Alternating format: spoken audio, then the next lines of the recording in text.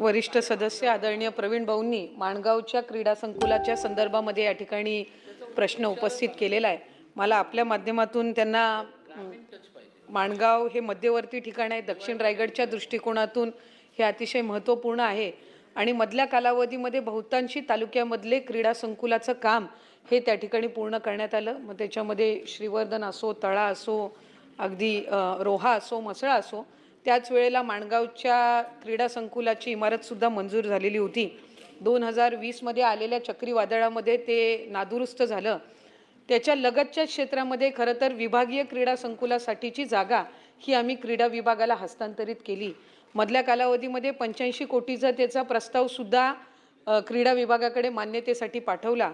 पण त्या कालावधीमध्ये नवी मुंबई म्हणजे रायगड जिल्ह्यामध्येच असणाऱ्या नवी मुंबई खारघर क्षेत्रामध्ये हे विभागीय क्रीडा संकुल असावं अशा पद्धतीचा एक प्रस्ताव आणि मग त्या संदर्भामध्ये काही विभागाकडे सुद्धा हिअरिंग्स वगैरे झाल्या आणि तालुक्याचं क्रीडा संकुलाच्या लगतच असणारी ही विभागीय क्रीडा संकुल आलं की मग तालुक्याचं क्रीडा संकुल त्याच्यामध्ये मर्ज करण्यात येईल अशा पद्धतीचा साधारणपणे क्रीडा विभागाच्या धोरणानुसार तिथे कारवाई सुरू होती।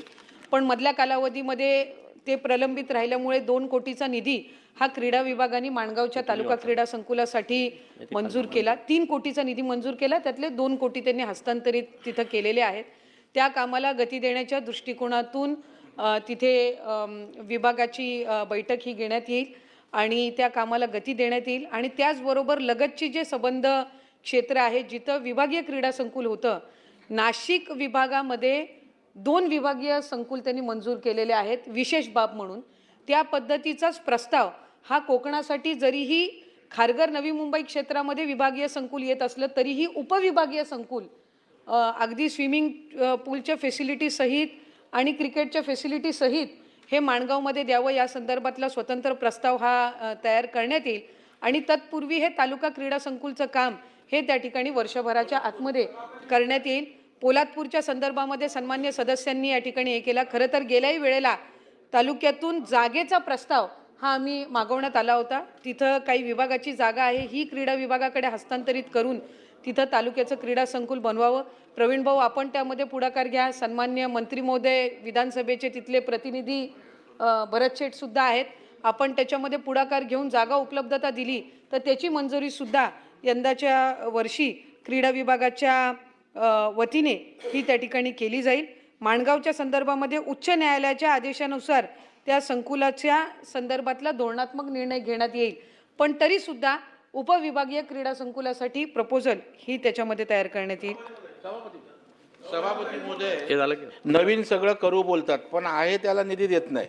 आता रत्नागिरीचं क्रीडा संकुल आहे, 15 कोटी रुपयाची आवश्यकता आहे आणि उद्योग मंत्री महाराष्ट्राचे इथे बसलेले आहेत।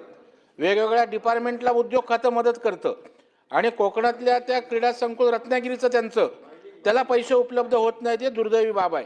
माझी या निमित्ताने या ठिकाणी आपण बी कोकणातल्यात, तुम्ही तालुका सभापती झालं, काहीतरी उपकार कोकणवर करा सभापती महोदय, देऊन टाका।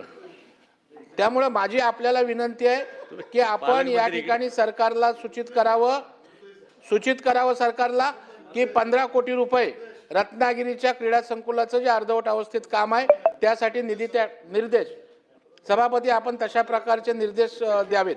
ताई बोला, देता का नाही? सभापती महोदय, तालुका क्रीडा संकुलसाठी क्रीडा विभागाच्या धोरणानुसार 5 कोटीचा निधी हा उपलब्ध करून दिला जातो, पण विशेष बाब म्हणून रत्नागिरीच्या तालुका क्रीडा मुख्य संकुलासाठी आणखी निधी देण्याच्या दृष्टिकोनातून त्या ठिकाणी 15 कोटीचा ते म्हटलं तर त्या संदर्भातला प्रस्ताव हा विभागाच्या 20 कोटी नको आम्हाला देत असाल तर 15 कोटी द्या।